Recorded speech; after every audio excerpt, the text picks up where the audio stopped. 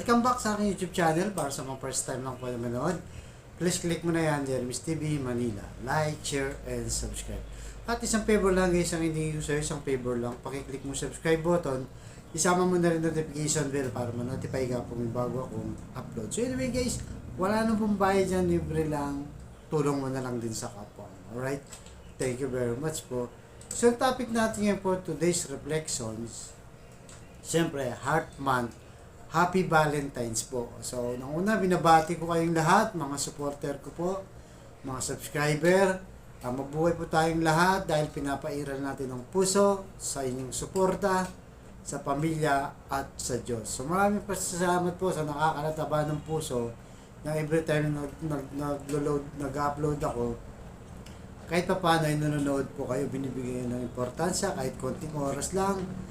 Yung po yung malaking bagay lang, nakaka-inspire na po na gumawa ng vlog, especially yung para sa ating kababayan, diba? At ating pagmamahal sa ating bayan.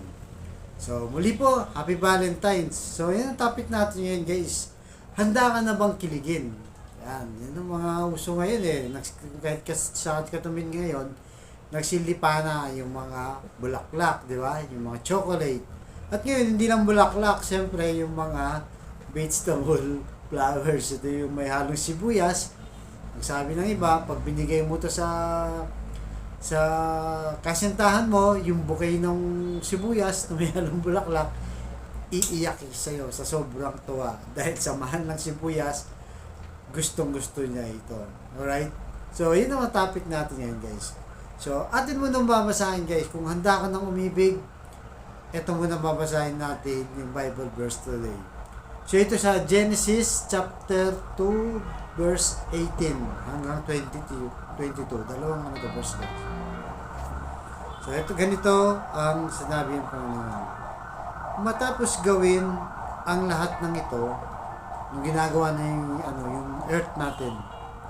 Sinabi ng Panginoong Yahweh, hindi mabuti na mag-isa ang tao. Bibigyan ko siya ng isang angkop na makakasama niya at makakatulong.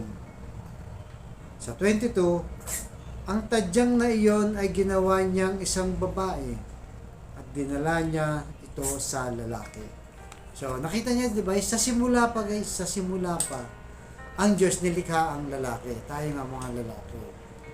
So, nung mapagmasdan ng ating Panginoon Diyos, mukhang hindi yata maganda, hindi mabuti, na walang kasama yung tao, tayo mga lalaki. So, nung time na yun, pinatulog na yung Diyos ang lalaki at kinuha niya yung tadyang, di ba? Kinuha niya yung tadyang sa lalaki para gawin niyang babae. So, yun po trivia po sa ito, mismong sa Biblia to, ang Panginoon Diyos ang nagsabi ng ating Yahweh, El Shaddai. So, ang sabi niya, hindi mabuti sa lalaki, kaya ang mag-isa, kaya bibigyan ng sa una pa, pinagsama na talaga ng Diyos ang lalaki at babae para maging isang pamilya at mag-asawa. Diba? So, malinaw po yan sa simula pa. Ngayon na nagkakaproblema dahil lalaki sa lalaki, babae sa babae na.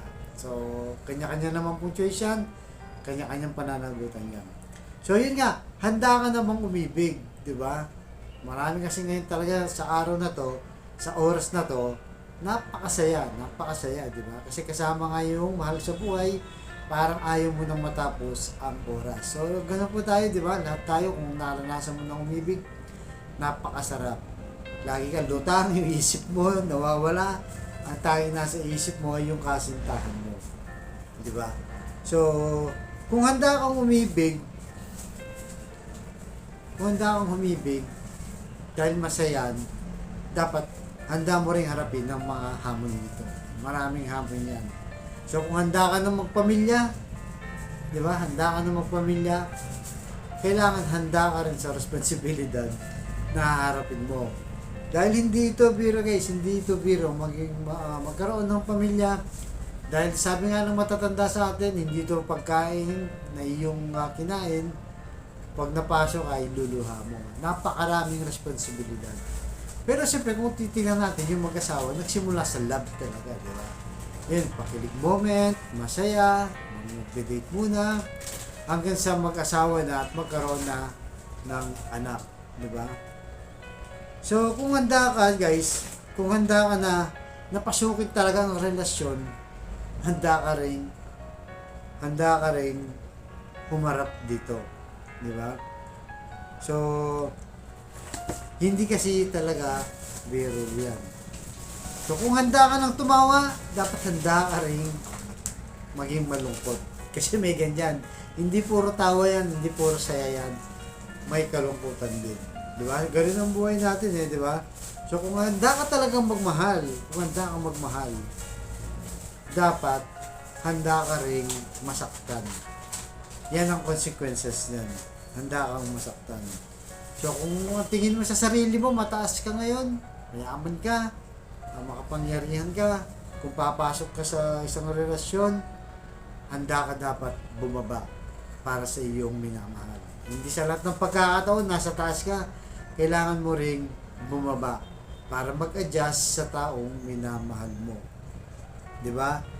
So kung handa mong tanggapin ang pag magkarelasyon na kayo, kailangan mo ring tanggapin, handa ka rin na yung mapapangasawa mo ay may kakulangan.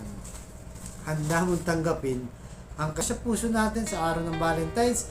At kung ngayon may ka-date ka, congrats! Kasi masaya ka ngayon, kasama mo ang kasintahan mo o asawa mo. Pero kung wala ka namang ka-date, congrats din. Dahil alam mo, lilipas din yan. Ilang oras na lang, tapos na yung Valentine's. Pero huwag mong kalimutan, nandyan yung magulang mo, yung kapatid mo, pwede mo bigyan ng bulaklak, nanay mo, para masaya naman sa'yo. So, ganun lang, hindi naman ginawa yung Valentine's para sa may ka-date lang. Ang ibig sabihin, araw ng mga puso, kahit sino pwedeng mahalin, di ba? Lalo na sa pamilya, kailangan mo mahalin. At ang asawa, at ang mga kapatid mo, at kapartner mo. So, yun lang guys. Tayo po magdasal, Panginoon Diyos, maraming salamat po na sa iyo ang pinanggalingan ng pagmamahal na binabahagi niyo sa amin, na ibabahagi namin sa aming kapwa-tao. So, tulungan niyo po kami, especially mga naghahanap na wala pong partner, bigyan sila ng partner. Huwag lang basta partner na okay na, basta ganyan lang, pwede na. Yung partner na panghabang buhay at partner na makakaintindi at magmamahal, tatanggapin anuman ang katayuan sa buhay o ang ugali, i-adjust nila. Maraming salamat po. Happy Valentine's, Lord. Happy Valentine's po sa inyo lahat. To God be the glory. Sa ngalan ng Ama, ng Anak, ng Espiritu Santo. Amen. Thank you po.